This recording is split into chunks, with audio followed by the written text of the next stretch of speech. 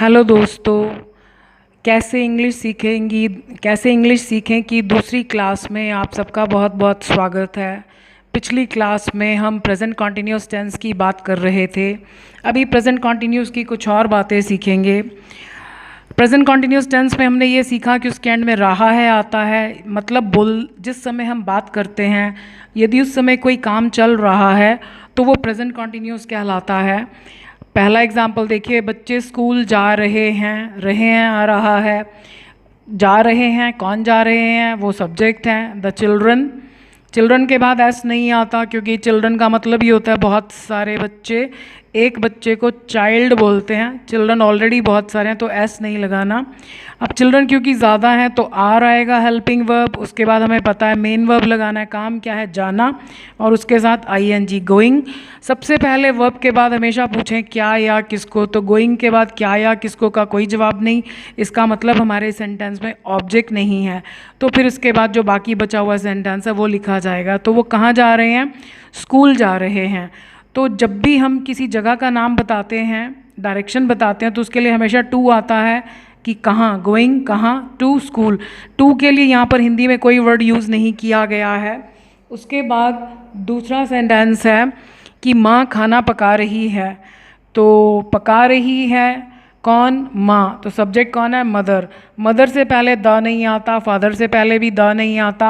हाँ, यदि हम ये बताएं किसकी mother, like the mother of the child, तब तो ठीक है, नहीं तो सिर्फ मदर लिखना हो तो द नहीं आता। सो मदर, अब क्योंकि मदर एक है तो इज़, उसके बाद काम क्या है, पकाना, कुक, और आईएनजी रहा के लिए कुकिंग, क्या, फूड। तो ये क्या का जवाब है, तो ये ऑब्जेक्ट है। सो मदर इज़ कुकिंग फूड। हम बच्चों को खिलौने दे रहे हैं, फिर दे रहे हैं कौन, हम। So we, helping verb, are, देना, गिव, आईएनजी। जब भी हम आईएनजी लगाते हैं तो यदि लास्ट में ई आ रहा हो तो वो निकल जाता है, जैसे गिव के लास्ट में ई आता है, तो जब हम आईएनजी लगाएंगे तो वो ई निकल जाएगा, गिविंग। अब इसमें क्या का जवाब भी और किसको का जवाब भी है, तो दो ऑब्जेक्ट हैं। तो मैंने आपको पिछली क्लास में भी बताया था कि जब दो ऑब्जेक्ट हो तो एक ऑब्जेक्ट वस्तु होता है और दूसरा ऑब्जेक्ट व्यक्ति होता है। अगर हम जनरली देखें तो व्यक्ति और वस्तु में से व्यक्ति की वैल्यू ज़्यादा होती है। तो यदि हमने वस्तु को पहले लिखा तो हमने व्यक्ति की इंसल्ट करी, तो उसकी इंसल्ट का मुआवजा देने के लिए हमें उसे खुश करने के लिए कुछ देना पड़ेगा। तो वो हम उस व्यक्ति से पहले TO2 प्रपोजिशन लगाते हैं, जिसका यहाँ हिंदी में कोई मीनिंग नहीं है, बस ये रूल है। सो वी आर गिविंग क्या, टॉयज़, किसको, टू द चिल्ड्रन। तो ये टॉयज़ पहला ऑब्जेक्ट है, चिल्ड्रन दूसरा ऑब्जेक्ट है, और एक सेंटेंस में दो से ज़्यादा ऑब्जेक्ट नहीं होते हैं। इसको दूसरे तरीके से भी लिखा जा सकता है, वी आर गिविंग, हमने व्यक्ति को पहले लिखा, तो व्यक्ति को पहले लिखेंगे तो वस्तु तो बुरा मानेगी नहीं, तो इसलिए टू लगाने की ज़रूरत नहीं है। So we are giving the children toys. उसके बाद अगला सेंटेंस है कि वे कुर्सियों पर बैठे हैं। अब ये एक्सेप्शन है। एक्सेप्शन का मतलब कि ये रूल जो है, जो हमें बताया गया है उससे थोड़ा सा हटकर है। अभी तक हमने ये देखा कि रहा है आए तो ही वो कॉन्टिन्यूस टेंस है, लेकिन अगर आप ध्यान से देखें तो इसकी सेंस भी यही निकले कि अभी काम चल रहा है। जब तक वो खड़े नहीं हो जाते तो तब तक उनके बैठने का काम चल ही रहा है।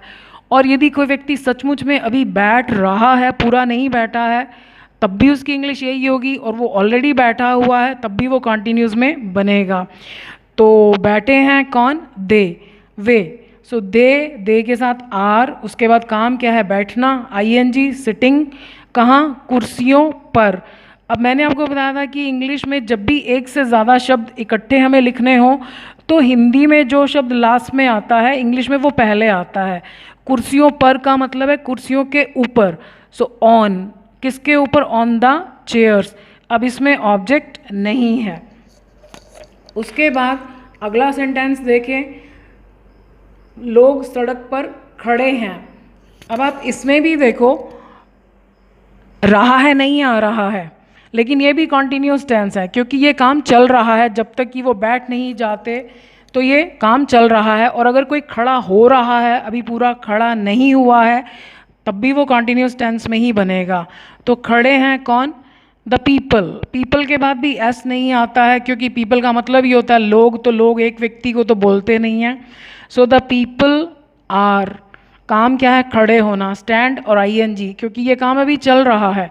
स्टैंडिंग, सड़क पर, सड़क पर मीन्स सड़क के ऊपर, तो पहले ये आएगा ऑन द रोड, इसमें भी ऑब्जेक्ट नहीं है।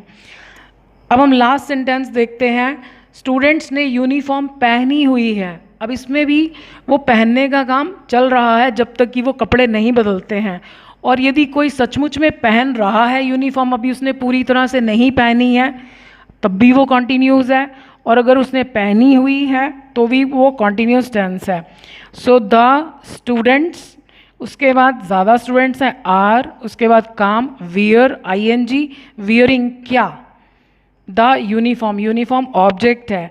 ये द कब आता है, आप हर सेंटेंस जब भी लिखा जाता है आप ये सोचें कि आप बोल रहे हैं कि स्टूडेंट्स ने यूनिफॉर्म पहनी है।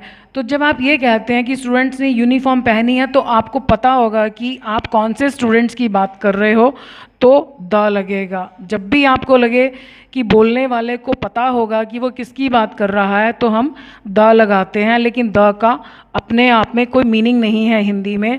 तो आज हमने कॉन्टिन्यूस टेंस की कुछ और बातें सीखी, तो मुझे उम्मीद है कि कॉन्टिन्यूस टेंस थोड़ा सा और क्लियर हुआ होगा आपको। तो अगली वीडियो में भी थोड़ी सी और कॉन्टिन्यूस की बातें करेंगे। अगली वीडियो में हम ये सीखेंगे कि सेंटेंस का क्वेश्चन कैसे बनता है। अभी तक हमने केवल सिंपल सेंटेंसेस बनाए थे। तो मिलते हैं अगली वीडियो में। इस वीडियो को देखने के लिए आपका बहुत बहुत धन्यवाद। सो मिलते हैं अगली वीडियो में। Thank you.